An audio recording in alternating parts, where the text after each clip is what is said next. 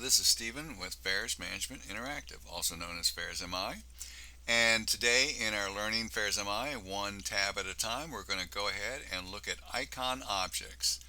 Now, icons, and I'm going to open this up, they are various objects, whether they be very specific things or symbols, that we use to substitute for the plain white squares over here. And you can see that we've got like tabletops and bleachers and picnic tables, and then your rides and various things that can be substituted down here.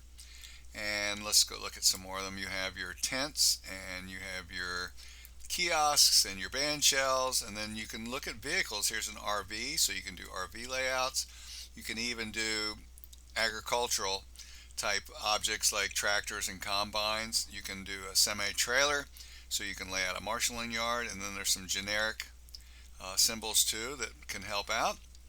The point being here is that if you look at this list and you don't see what you need, just let us know, and within 24 hours we can create that based on your specifications, add it to the list, and so that's an object that you can use. Now, in terms of getting it on your planner, it's very simple.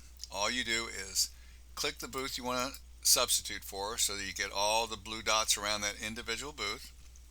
I'm going to go ahead and choose a little kiosk here, and so if I choose that kiosk there and I hold my shift key down and click it, you can see it substitutes it. Now, we'll get into another lesson, but you can create these without numbering or without the white background numbering. You can change the numbering or not have anything at all, just have the plain kiosk, and we'll get into that later.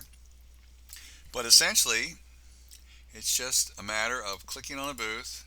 I'm going to choose a ride and holding shift key down. Whoops, I didn't quite do that right. Let me try that again. There we go. Now I got the blue dot. You got to be careful. I got the blue dots all the way around there. So now when I go and mouse over that and hold the shift key down and then click, it substitutes it. Now, when I go and grab the whole pod, I can grab the entire group, but I may want to start creating some objects that are separate to the pod, so that they are not part of that group when you try to move the entire group around. And that's easy. Once you have a pod established, you can go over here and grab from here and just drag it over, and it will be the size of the last booth you click. So it may be too small, and then you have to go in and adjust the size, which we'll get into that in our next lesson. But that is essentially it. And just keep in mind that if you don't see the object you need, let us know, and it's very easy for us to create an icon to put in your own show list to be able to use. Thanks a lot.